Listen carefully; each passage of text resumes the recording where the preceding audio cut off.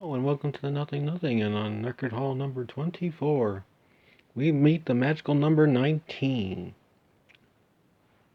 We, uh,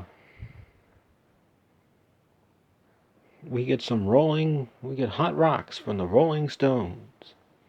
We have some fun in the sun. And we also get an Irish band's debut in my collection. This and more coming up next on this record hall. And of course, we need to show you the box. So here's the old box. So, yeah, little foggy in here this afternoon, but whatever. Anyway, let's go ahead and open the box. Whoops. Just got it out of the way. We'll start right at the back with, oops, we got sliding out.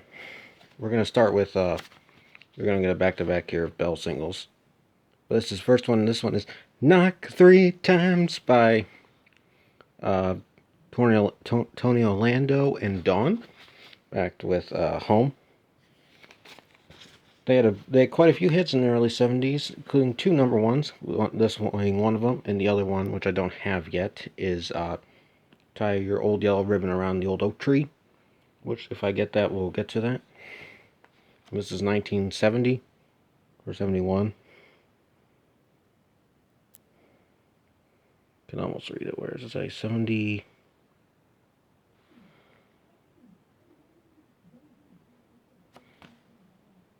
71, I believe.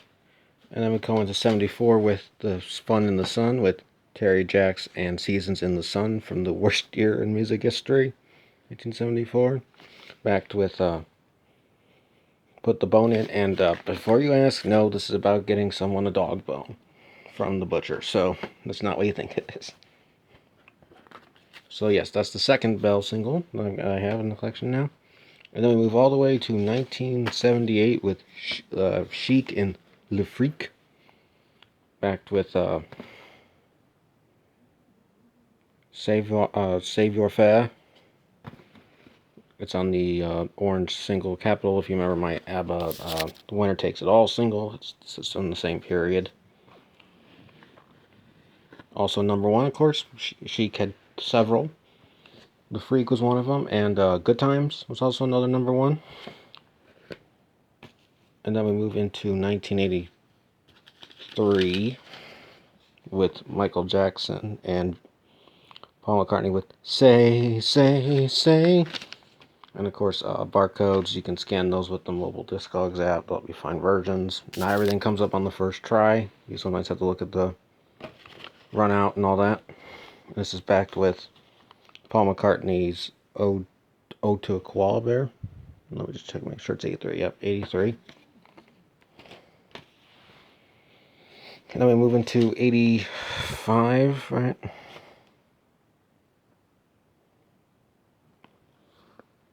1984, but I think it was 85, with Wham! Everything She Wants, the remix, backed with Like a Baby, also by Wham! So yes, there is technically a remix was the hit, the remix version, but officially today you only hear the original. This is one of Wham's 3 number ones. Technically, that also includes George Michael's technical solo debut as Careless Whisper, Everything She Wants, Wake Me Up, Before You Go Go, but anyway, that's the first Wham single, worst Wham item I own.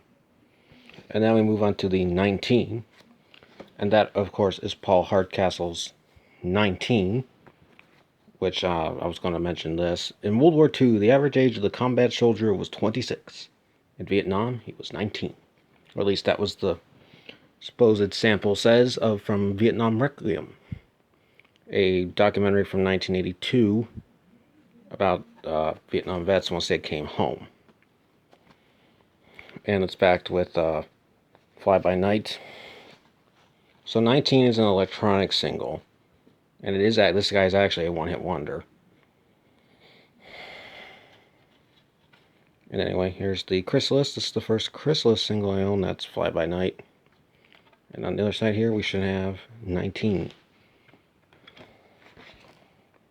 That was 1985, right? Yep, 1985. And then we move to 87 with U2 and With or Without You. This is the Irish band here. Of course, this is one of their few number ones. This is the original picture sleeve too, actually. And this is the first Island Records. And this is actually backed with, it's 2 songs, right?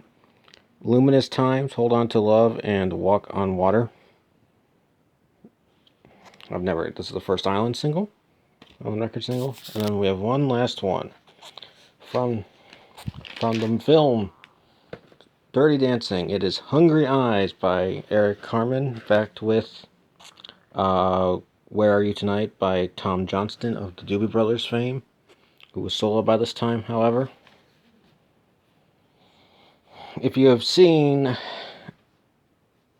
Dirty Dancing, you know this song, you know both these songs, and you'll know why I got that. It's not number 1, but I'm a fan of Dirty Dancing, so anyway. And then we move on to 12s, and we go all the way back to 1965 with another musical movie with the Sound of Music soundtrack. This is the movie soundtrack, and that's why it's Julie Andrews.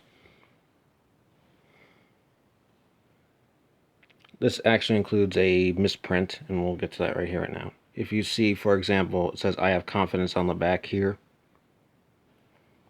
But when we get to the inside, you'll see the problem, where that's why it's a misprint.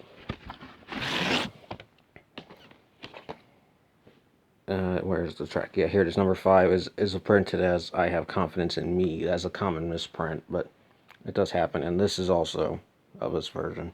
You can see it's also stereo. It's both sides. It's the old school RCA Vector. It's from like the label is supposed to be representative of like the 30s and 40s RCA records, which was what the Von Trapp family would have been coming out on. And then we move on to the Hot Rocks from the Rolling Stones. So we have the first one, Hot Rocks, 1970. What is the years? I don't remember. 64 to 71. This is a gatefold, so we'll open up the gatefold. There's your track listing. Of course, I Can't Get No Satisfaction was number 1. Get Off My Cloud was a number 1. Painted Black was a number 1. Ruby Tuesday was also a number 1.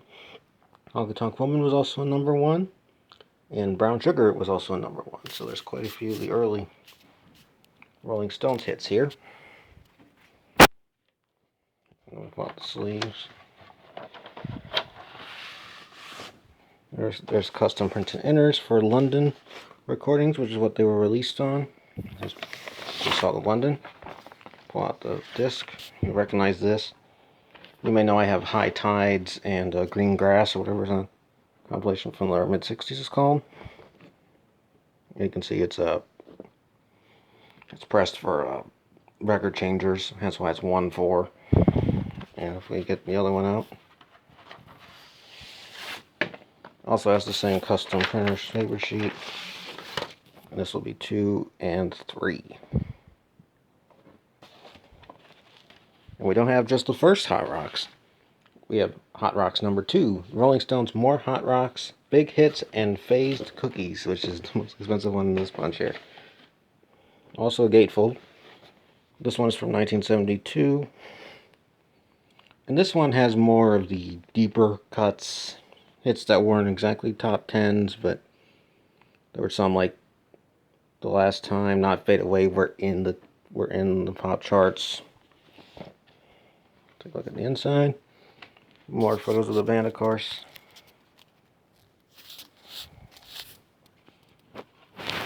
And then we'll take a quick look at the paper sleeves, because they're custom.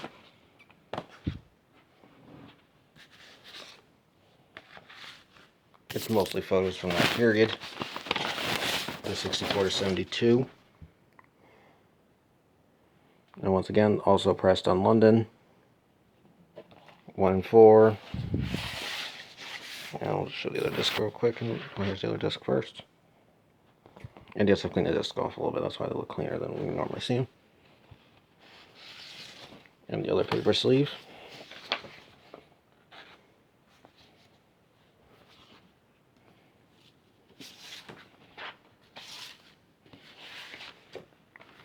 And then we move on to 1978, and we go to Japan with Cheap Trick and at Budokan. Now, technically the audio is from Osaka, but I'm not going to argue with history here. If anybody is a rock and roll fan, you may know why this album is important. But this is the album that famously made Cheap Trick famous. And if you've ever heard the I Want You to Want Me, it's from this album. It's not the original version these days. It's a gatefold. We'll open it up. It's basically a live shot with some other photos included. And before we get to the disc, it also has the original 15-page booklet. So let's take a quick look at that. With the classic Cheap Trick logo there. We'll open it up. And if you're wondering, is this a Japanese press? No, this is not. This is an American, but this is what they did in the 15. What they did with this book is that they put it in English and Japanese. Here's some more photos from, I think it's the Budokan. Yeah, it's the Budokan. This is the Budokan. You can tell that by the roof. Got photos of the band, stage managers, press. The names. This is the band here, because that's right here is Bunny Carlos, who's the drummer, and Rick Nelson there. And then we get to this page, which is essentially if you've seen a Japanese pressing of anything, they often have the Japanese lyrics on the back or on a printed sheet on the inside. So this is what people would look. This is what the Japanese would see is their printed inners or their lyric sheets. In fact, right here, speaking about I Want You to Want Me, there's I Want You to Want Me in Japanese. And then on the inside, we have a translation with English and Japanese on the same page. So let me see if I can find I Want You to Want Me. There it is. Right there. And then actually at this time, Surrender, which is another big hit of theirs, was new. And here's some Japanese copy again. And then on the back, there's a page of the band. That right there. And then we'll go back to the disc now. They were on Epic, as you can see on the back. I don't know if I showed the back, so I'm going to do that again.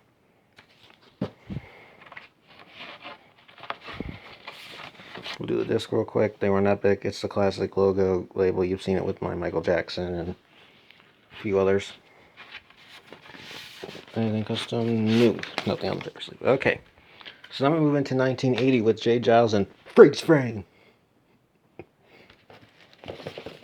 Now, actually, they had been around a lot longer before this album came out, but this is the album that they're basically known for. And barcodes, we finally got to that with the LP era. So once again, you can scan this with the mobile Discogs app. It'll help you find versions. Of course, the hits on here were Freeze Frame and Centerfold.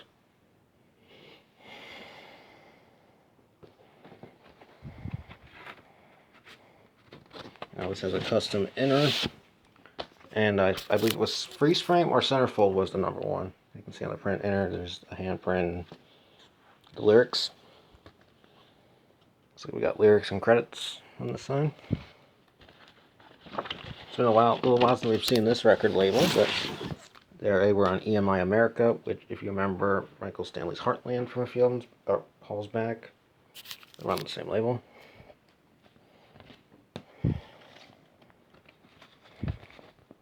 And then we move into 1981 with another soundtrack, this time to Chariots of Fire. Music from the original soundtrack by Vangelis, who unfortunately is no longer with us, as you may know. This is the film that famously has all the runners on the beach, if you know that scene. It has the number one. It's technically listed on the back here as titles, but we now know it as the Chariots of Fire theme. It's got the original Polydor inner sleeve, and you can see on the label it is Polydor. It kind of looks like the Robin Gibb singles I got a while back.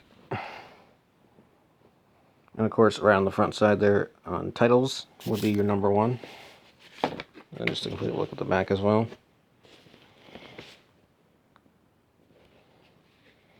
And then we move into 1982 with Chicago 16, and yes, this is the first Chicago I've got.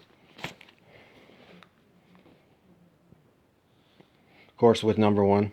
It's hard to say I'm sorry. This is also one of the last albums that Peter Cetera was actually on for Chicago before he left and went solo. We got a print inner sheet. It's got the credits there, and there's a custom image of the Chicago logo, which was now well known by this time as a PCB. And then pulling it out of the sleeve, they were on Full Moon / what was it? I'll look on the back in a second. Here's side 2, and the hit was on side 1, as we saw. So they weren't just on Blue Moon. It was Warner Brothers as well. That's what it was. And then we move into 1987 with Herb Alpert Diamonds, lead with help from lead vocals and backgrounds by Janet Jackson and Lisa Keith. As you can see, there's the original hype sticker here. And also you can see part of the original sticker was still on here, which is unfortunate. It wasn't all there, but also there's interesting. This is also produced by Jimmy Jam and Terry Lewis of Flime Time, as you can see over here. So this is actually a kind of a contemporary to a few hauls back I got a Control by Janet Jackson. Let me tell you these out of order. Oops. Anyway, so this is a 12-inch single. Yes, it's the first time in a while I've got one of these as well. But here is the 12-inch label for A&M Records of the late 80s. They had changed their label design.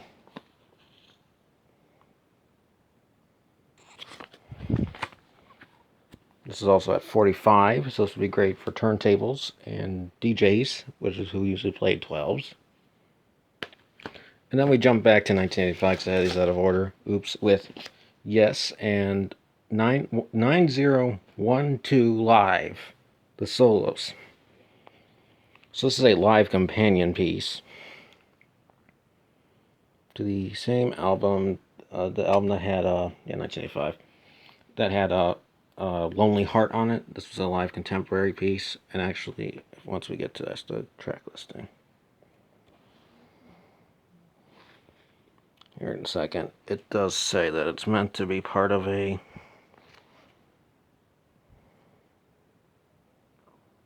where is it? It says somewhere that says it's part of a it's the soundtrack for the movie of 90 what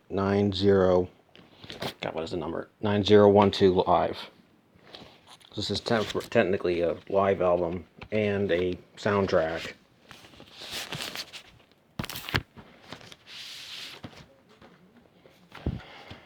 Here it is. This is what I was looking for. This is how you would get it for. Yes, on video. So it tells you that you can go to your select video or music retailer, or you could just send in an order form there. You'd cut this out and send that in the mail, and they'd give it to you. And if you sent them the proper money and amount, they would send you a copy, likely on VHS tape at the time. And since this is also from that same era, they were on ATCO, and you can see this is the ATCO label of the 80s, and let me tell you, this is one strange label. But there's some stuff from 9012. I never remember the number.